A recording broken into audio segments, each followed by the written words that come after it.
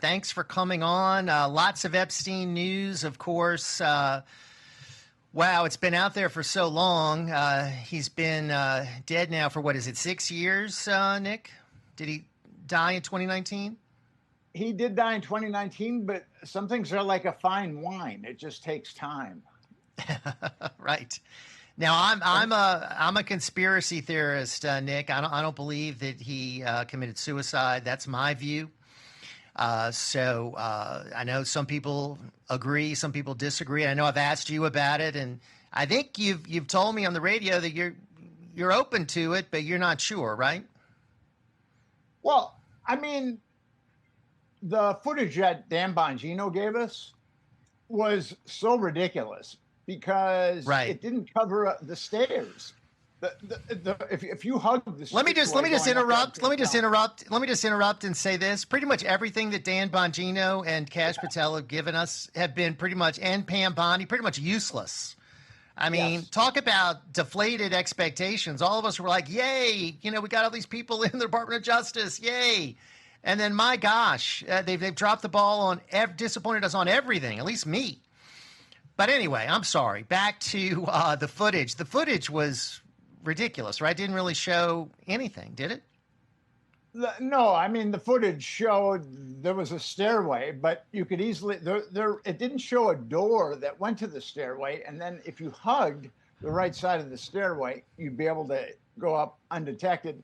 Plus, there was some editing done, too. So I have not really focused too much on Epstein's death because I think it could be a red herring to take away from, like, the justice for the victims. But Dan Bongino he really helped people along with the footage that he released. Skeptics that didn't think that Jeffrey Epstein killed himself, a lot of them were no longer skeptical after Dan Bongino released that footage. Right. I mean, when you alter the footage, when there's questions about it, it just doesn't give people confidence. And that was just something that I thought was just really questionable. So, all right. So fast forward to, of course, all the months of waiting for Pam Bondi to get the files off her desk. And then they were, being looked at by a team 24/7. And, she didn't get New York to cooperate, and they didn't give her everything. And then, of course, it became this big hot potato politically. And, the victims and Marjorie Taylor Greene and others saying, hey, release the files. And President Trump didn't want to release it. Then he said, all right, release it. And then everyone except our Louisiana Congressman Clay Higgins said, release it. So he signed the bill. And Justice Department, has 30 days to retract from that? Is that the process, Nick? Well, they have 30 days to produce all the material that they're going to produce. And now, what could be redacted? What could be redacted from this? I don't really have much faith in the Trump administration. They've given us nothing but lies. And when Pam Bondi said, I've got that footage, I've got the Epstein files on my desk and I'm about to release them, I released the flight logs and the Black Book in 2015. And I released more incriminating information about Jeffrey Epstein in 2015 than Pam Bondi did in 2025. And then she said that she'd been bamboozled by the New York FBI field office. Right. And right. then there were agents combing through all this video. Yeah, I thought they were working 24/7 on it, Nick. I thought that's what she said. But here's the thing. Shortly after Epstein was arrested in 2019, that safe was open. I mean, that safe was one of the priorities of federal law enforcement. And there were people vetting that footage, I'm sure, around the clock to make sure. And there were hard drives, according to Business Insider, there were hard drives taken out. And according to the New York Times, there were a lot of DVDs of girls that looked like they were underage. And according to Pam Bondi, a number of them were Epstein having sex with minors. I mean, then she retracted that. But for her mendacity, I mean, it's so disingenuous to say that those all the hard drives and the disks have been in the corner of the FBI for 6 years and no one's looked at them until now. I mean, right. That is so mendacious.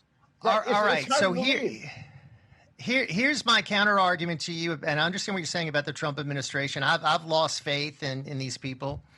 But what did Biden do? I mean, he was there for 4 years. I mean, he released nothing, right? Nothing. Well, the cover-up was started under Bush, too. And it continued under Obama. It continued under Biden. And then it continued under Trump. So you've got 2 Republican and 2 Democratic administrations that have taken part in the Epstein cover-up. It's definitely a bipartisan effort. And right. With Trump, this is my take on it. Epstein is a Pandora's box. And the Bush 2 administration built the box. The Obama administration didn't touch the box. The Biden administration didn't touch the box. But I think Trump thought that he could crack the box open ever so slightly and then slam it shut. But according to Greek mythology, once you open the box, the curse comes out. Right. You can't avoid the curse. But so now the curse is out. Here's what he says. I mean, I've released all this information, much more than any other administration on Epstein. You know, all these emails have now been released, and who knows what the Justice Department will release. At least there'll be some documents released, maybe with some redactions. So he's going to say, hey, compared to these other administrations, I released the most on Epstein. Well, that isn't really going to fly, I think, with the American people. First of all, 89% of Americans want full transparency with Epstein. I don't know what's wrong with that other 11%, but 89% of Americans want full transparency. And we want justice. And the only way that we're going to get justice is by indictments. If Trump releases a bunch of files and there's no indictments, then that's almost as bad as not releasing anything. We need indictments at this point. Well, what did you make of these emails that were released showing, you know, Epstein coaching a Democrat member of Congress? Democrat members of Congress reaching out to him for fundraisers. I mean, this guy was a Democrat, right, Nick? I mean, he was mostly involved with, he's no conservative, right? I mean, he was a Democrat player, wasn't he? More so than a Republican? Yeah, I mean, he was a psychopath. So, I mean, I think that was his first allegiance was to his psychopathology. But then these other emails that have been released by Dropsite News, which are really amazing emails between Ehud Barak and Epstein, showing that Epstein is helping Ehud Barak sell Israeli cyber technology, both offensive and surveillance. And, but yes, a lot of the politicians that we know of that were compromised by Epstein or who victims. And that leads me to this question. Unfortunately, we'll continue this on the radio, Nick, and have you back on. But Israel, was this guy a Mossad agent? Was he somehow connected to the Israeli government? Oh, absolutely. But people have asked me that for years, whether or not Jeffrey Epstein was Mossad. And I say, yes, he very well may have been working with the Mossad. But there's no way that the CIA or the dark malignant corner of the CIA that does this type of stuff is going to let the Mossad compromise American politicians on American soil without getting a cut of that intelligence. I just don't think that's going to happen. We're going to have to leave it there. Nick Bryant, thank